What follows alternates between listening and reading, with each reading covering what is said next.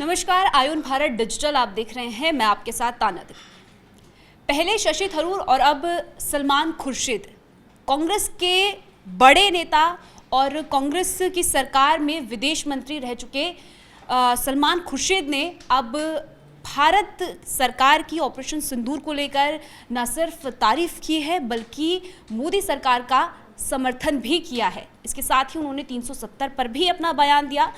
उस 370 पर जिस पर कांग्रेस पार्टी लगातार विरोध करती आई और उसके खिलाफ सड़कों पर उतरी थी एक वक्त में, और आज उनके ही वरिष्ठ नेता, बड़े नेता ने इस पर समर्थन दिया है और कहा है कि ये विकास कर रहा है कश्मीर में और एक बड़ा जो है सफलता इसको बताई है।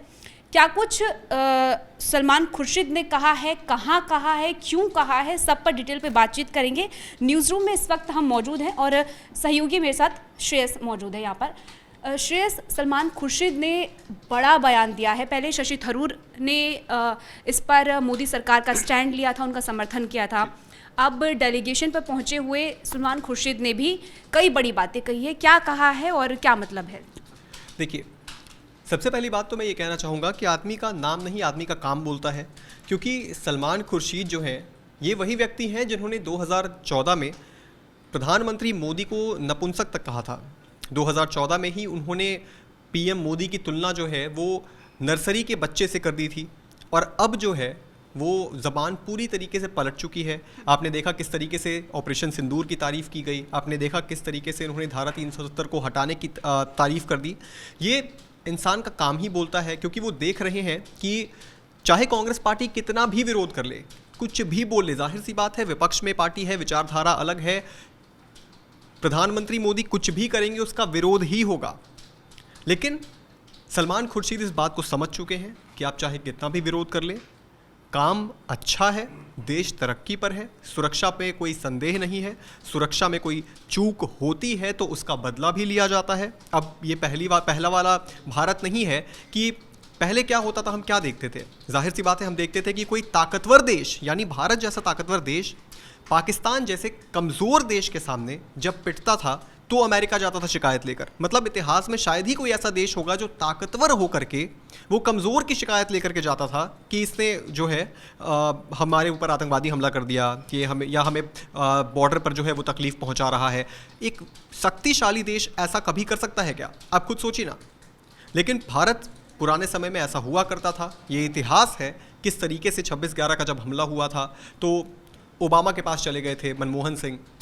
सलमान खुर्शीद अब देख रहे हैं एक देश को जिस तरीके से चलाया जाना चाहिए, एक देश का प्रधान किस तरीके से अपने देश का स्टैंड रखता है, ये सलमान खुर्शीद देख रहे हैं।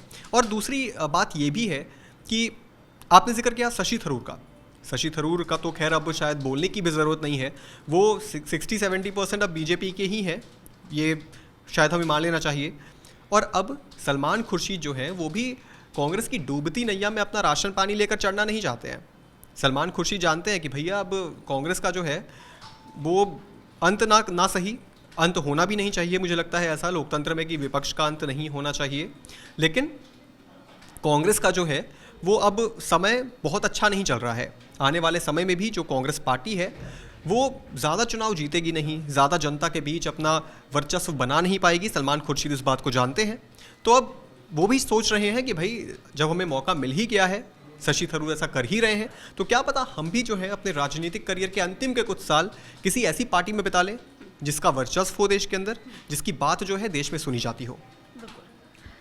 सलमान खुर्शीद ने न सिर्फ भारत का समर्थन किया बल्कि ऑपरेशन सिंदूर, जिस पर कांग्रेस पार्टी लगातार सवाल खड़े कर रही है, इसके सबूत मांग रही है, उस पर सलमान खुर्शीद ने मोदी सरकार का जो है स्टैंड लिया है और मोदी सरकार का समर्थन किया है, ऑपरेशन सिंदूर को सफल बताया है। ये एक बड़ी बात है। लेकिन राजकुमार जी, ये कितनी बड़ी चुनौती होगी कांग्रेस पार्टी के लिए, क्योंकि जिसका विरोध कांग्रेस पार्टी कर रही है, एक तरीके से कह लीजिए कि ऑपरेशन सिंदूर पर सवाल खड़े कर रही है, सबूत मांग रही है। अब उनके ही वरिष्ठ नेता, क्योंकि सलमान खुर्शीद एक बड़े नेता हैं, विदेश मंत्री रह चुके हैं, उनका इस तरीके का बयान देना कांग्रेस के लिए कितनी बड़ी मुसीबत है और उसके पीछे का कारण क्या है? देखिए, ये ना कांग्रेस के लिए मुसीबत है और न सलमान खुर्शीद के लिए मुसीबत है। ये बात कांग्रेस पार्टी को समझना चाहिए कि वो जिस जगह गए हैं, जिस जिम्मेदारी को लेके गए हैं, वो देश को रिप्रेजेंट कर रहे हैं और अपनी जिम्मेदारी निभा रहे हैं देश के प्रति। उन्होंने ये बताया है पूरी दुनिया को कि धारा 370 हटने के बाद कश्मीर में क्या क्या बदलाव हुए, कश्मीरियों का जीवन कितना बदला, उनका कितना विकास हुआ, बुनियादी सुविधाओं में कितनी बढ़ोतरी हुई, ये सब चीज़ें उन्होंने बताया है। साथ में उन्होंने ये भी बता दिया कि पाकिस्तान को कि पीओके हमारा अपना हिस्सा है, आपके अवैध कब्जा करने से आपका हो नहीं जाता और आपको इसको छोड़ना होगा। तो ये चीज़ वो जिस जिम्मेदारी को लेके गए हैं वो निभा रहे हैं, ये बात कांग्रेस को समझना चाहिए। लेकिन दिक्कत यह है कि कांग्रेस अभी भी राफेल के मलबे खोज रही है। आज एक बार फिर जयराम रमेश ने पूछा है सरकार से कि वो बताए कि राफेल को कितना डैमेज हुआ, हमारी सेना को कितना डैमेज हुआ ऑपरेशन सिंदूर के दौरान। तो ये चीज़ें दरअसल ये छटपटाहट है कांग्रेस पार्टी कि कांग्रेस को लग रहा है कि इस मुद्दे को ऑपरेशन सिंदूर और पाकिस्तान की पिटाई का मामला जो है पूरी तरह से बीजेपी भुनाने में जुट गई है पूरे देश में। और इस मोर्चे पे विपक्ष का नेता दूसरी बड़ी पार्टी होने के नाते एकदम खाली हाथ है, उसके पास मुद्दे नहीं है कि किस बात को लेके वो जनता और वोटरों के सामने खड़ा हो कि उसको लगे कि हाँ भाई मेरी भी मौजूदगी है। तो पार्टी को, कांग्रेस को तो ये बताना चाहिए कि दरअसल उनके जो नेता गए हैं वो मोदी का प्रतिनिधित्व करने या बीजेपी का प्रतिनिधित्व करने नहीं गए हैं, वो प्रधानमंत्री का, भारत का और भारत का पक्ष रखने के लिए गए हैं। वो अपनी ड्यूटी निभा रहे हैं ईमानदारी से। इस पे तो खुश होना चाहिए कि उनकी पार्टी के आदमी वो इस बात को लेकर भी दलील दे सकते थे कि हमारी पार्टी के ही नेता सबसे मजबूत तरीके से भारत का पक्ष पूरी दुनिया में रख रहे हैं और उनकी बात पर जो है लोग देश अपना विचार बदल रहे हैं। तो ये इस मुद्दे पे वो नहीं जा रही है, ये उसको लग रहा है कि ये हमारा कमज़ोर बैकग्राउंड है। तो ये कमज़ोर नहीं, इसको आप मजबूती बनाना चाहिए। लेकिन बल्कि अगर आप ये फिर भारत को नुकसान वाली बात आप फिर कर रहे हैं तो वो आपके साथ लोगों का सेंटिमेंट नहीं जुड़ेगा बल्कि गुस्सा ही होगा लोगों का। ये बात तो भाई बड़े साधारण सी सामान्य बात है समझने वाली। अब क्या थिंक टैंक है कांग्रेस की और किस तरह की रणनीति है उन लोगों की कि वो भाई सरकार को का विरोध करिए नीतियों को लेके। आप बताइए कि हमारे नेता जाके अगर बोल रहे हैं विदेशों में तो ये हमारी उपलब्धि है कि हमारे पास ऐसे नेता हैं जो सरकार का प्रतिनिधित्व कर रहे हैं। या आप ये भी कह सकते थे कि भाई उनके पास जो दल गया है उसमें कांग्रेस के नेता ही बढ़ चढ़ के अपनी भूमिका निभा रहे हैं, सत्ता पक्ष के लोगों से बेहतर निभा रहे हैं, वैसे भी निभा रहे हैं। तो लेकिन वो इस बात का जिक्र नहीं कर रहे हैं। वो लोग कहीं और इस पे जो है सरकार को घेरने की कोशिश कर रहे हैं कि भाई कितना नुकसान हुआ। ठीक उसी तरह जैसे कि राफेल का जब सौदा हुआ था तो राहुल गांधी ने खूब ज़ोर शोर से उठाया था कि इसमें सौदे हुए हैं, घोटाले हुए हैं। अब जिस तरह से इसके पहले उन्होंने काउंटर करने की कोशिश की थी कि भाई इसके पहले बहुत सारे ऐसे रक्षा सौदों में घोटालों की बात आई थी जो कांग्रेस सरकार के कार्यकाल की बात थी, तो उनको लगा कि भाई उसको इससे काउंटर कर सकते हैं, लेकिन उसका कोई असर हुआ नहीं। तो ये नेगेटिव पॉलिटिक्स है एक तरह से, और मुझे लगता है कि कांग्रेस नेतृत्व को ये बात जल्दी समझ लेनी चाहिए और भाई देश के साथ खड़े हैं, अपने पार्टी के नेताओं के साथ खड़े रहिए। मतभेद अलग बात है, वैचारिक मतभेद अलग हैं, लेकिन आप राष्ट्र के साथ खड़े रहिए, अपनी बात रखिए। लेकिन ये कि भाई आप ऐसे वक्त में जब पूरी दुनिया को हम बता रहे हैं कि नहीं हमने पाकिस्तान को बुरी तरह से पीटा है, आप ये पूछ रहे हैं कि नहीं पाकिस्तान ने मुझे कितनी चोट पहुंचाई है पहले ये बताओ, तो ये गलत बात है। सलमान खुर्शीद जो है वो बड़े नेता हैं, विदेश की समझ रखते हैं, कांग्रेस के सरकार में विदेश के मंत्री रह चुके हैं। यही कारण है कि उनको जो है भारत सरकार ने डेलीगेशन में उनको भेजा और भारत की तरफ से आवाज़ रखने के लिए और पाकिस्तान की पोल खोलने के लिए उनको चुना गया है। लेकिन दिलीप जी ये बताइए कि बड़े नेता हैं, इस तरीके का बयान दिया है। शशि थरूर पहले ही मोर्चा संभाल चुके हैं, भारत के समर्थन में बात कर रहे हैं, दमदार तरीके से पाकिस्तान की पोल खोल रहे हैं, और सलमान खुर्शीद ने भी ये कहा है। लेकिन क्या ऐसे वक्त पे अब क्या कांग्रेस पार्टी को ये समझ लेना चाहिए कि जब देश के बड़े नेता, कांग्रेस के ही बड़े नेता इस तरीके का स्टैंड ले रहे हैं, तो क्या एक बार फिर से कांग्रेस को अपनी विचारधारा पर विचार करना चाहिए जिस तरीके से वो सवाल उठा रहे हैं? देखिए, कांग्रेस के नेता जो सलमान खुर्शीद हैं, जो दबी जुबान से इस चीज़ को कबूल कर रहे हैं, कह सकते हैं। ये मतलब इनकी मजबूरी है। कांग्रेस के डेलीगेशन में आधिकारिक तौर पे उनका नाम था, उसमें कांग्रेस पार्टी ने दिया था और वो गए हैं। लेकिन एक चीज़ इसका ये भी है कि सलमान खुर्शीद जो तारीफ़ किए हैं इसके पीछे तो वही बताएंगे, लेकिन मैं ऐसे कई कांग्रेस नेताओं को जानता हूँ, चाहे जो कांग्रेस बीट के जो रिपोर्टर हैं बड़े बड़े चैनलों में, उनसे कभी कभी मेरी बात होती है तो उन्होंने कई बार इस चीज़ का जिक्र किया है कि कांग्रेस में कई ऐसे नेता हैं, जैसे राम मंदिर का कांग्रेस विरोध करती है। ऑफ रिकॉर्ड बात करोगे जब आप उन नेताओं से तो वो इस चीज़ के पार्टी के खिलाफ रहते हैं। मतलब पार्टी का स्टैंड ये है कि हमें राम मंदिर का विरोध करना है, हमें 370 का विरोध करना है। वो विरोध करते भी हैं, सोशल मीडिया प्लेटफॉर्म पे भी करते हैं, पीसी में भी करते हैं, लेकिन ऑफ रिकॉर्ड आप कभी उनसे बात करोगे तो उससे एग्री नहीं करते हैं पार्टी के स्टैंड से, लेकिन उनकी मजबूरी है।